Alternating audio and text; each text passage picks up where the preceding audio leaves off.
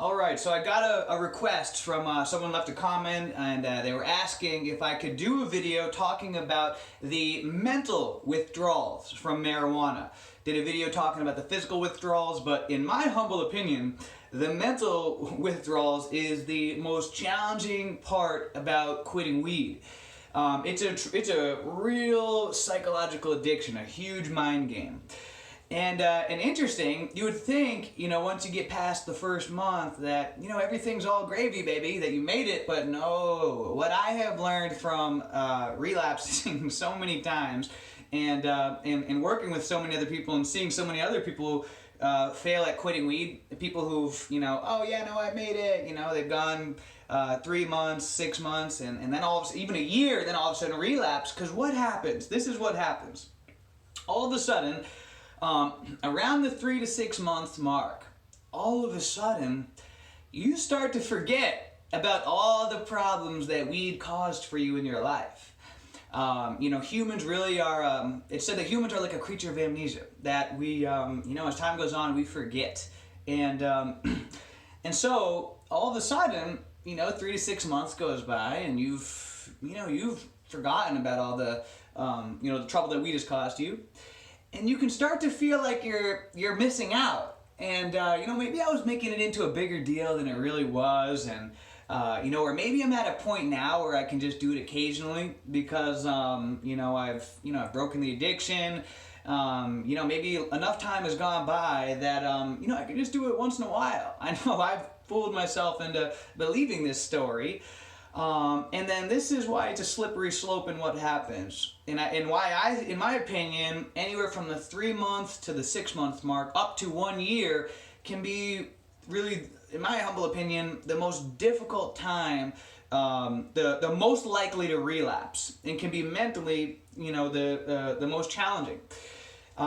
Because, like I was saying, you start to forget. And so what'll happen is that, maybe you'll be listening to like the Joe Rogan podcast, and you'll be seeing, Joe Rogan and Elon Musk smoking weed, and, or you'll start to see in movies people smoking weed, or you'll start, seeing friends smoking weed and enjoying life, or different things that'll happen. And all of a sudden, it'll start to make you feel like you're missing out. And you'll forget about, the troubles that it had for you. And maybe a social situation will come up where you're with friends or something like that. And, I'm just going to do it once in a while, and just going to do it just this once. And then all of a sudden you get high. Which would, I remember one time, I think I went almost close to 2 years with that. It was about 1.5 years. And I went to a party with some friends, and I was drinking, and I was planning on never smoking a weed again, but because I was drinking, someone started smoking a bowl, and I smelled it. Oh, it smelled beautiful, and so all right. So then I smoked, and then the next day when I woke up, I thought, oh my gosh, that felt so great. And I remember my friends slept over my house. We smoked that day, and it felt amazing.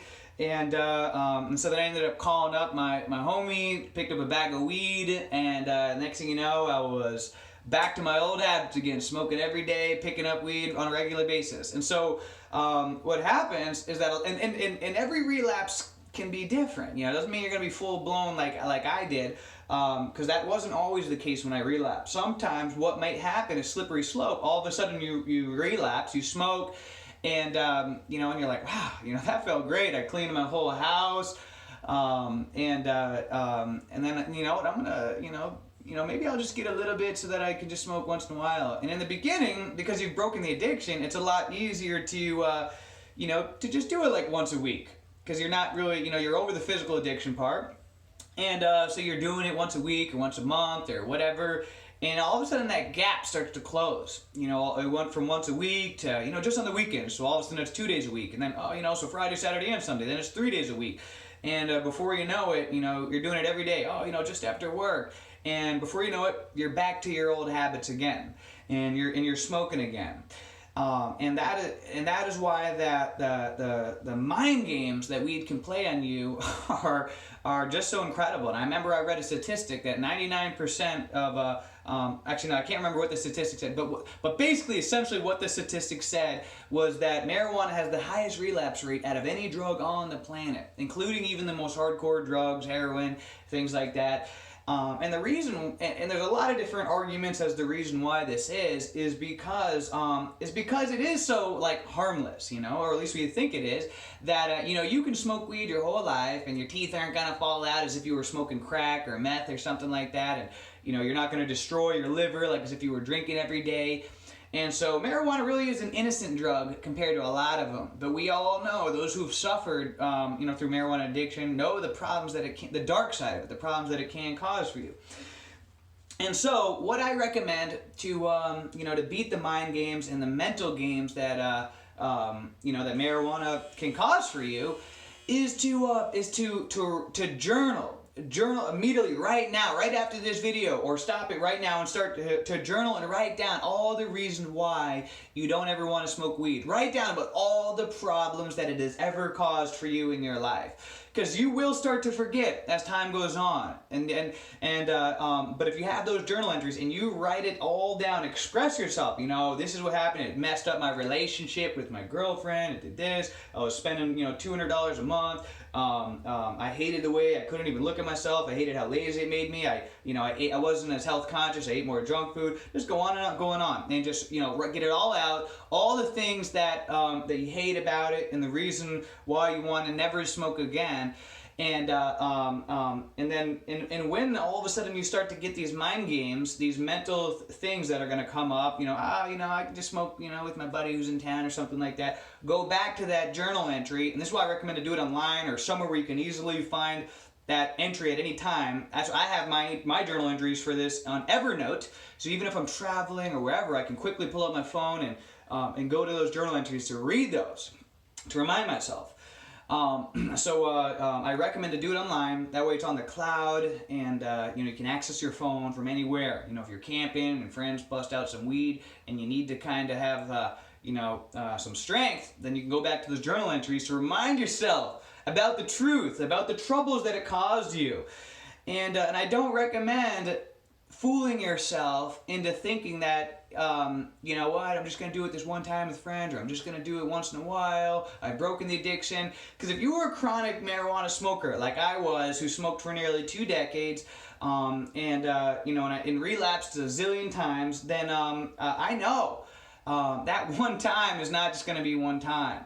You know, and so if you were someone who was a chronic weed smoker for a long time, then I don't recommend to fool yourself into thinking that just because you've gone 3 months or 6 months or even a year without it, that you're safe.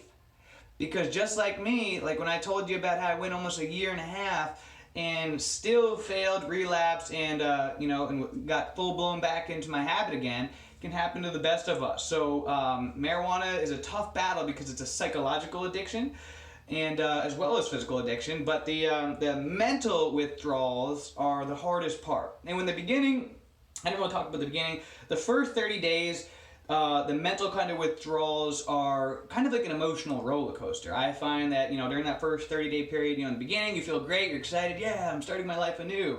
And then all of a sudden, you know, you get into phase 2 where, oh, you know what, I'm never going to be able to smoke again? This kind of sucks. And you got these like highs and lows, and so it's kind of like this like emotional roller coaster that you're dealing with, and you know, you can be all of a sudden get real pissed off, and you know, and then real excited, and then you can feel really depressed for no reason. So that first month, you know, can be a mind game as well. And so, but just know, usually that first month emotional roller coaster lasts about 1 month, sometimes a little bit longer, but usually about a month from what I found for most people. So. But other than that, guys, hope you enjoyed the video, and until next time, have a great day, great week, a great month, a great year. Let's make it a great life. See ya.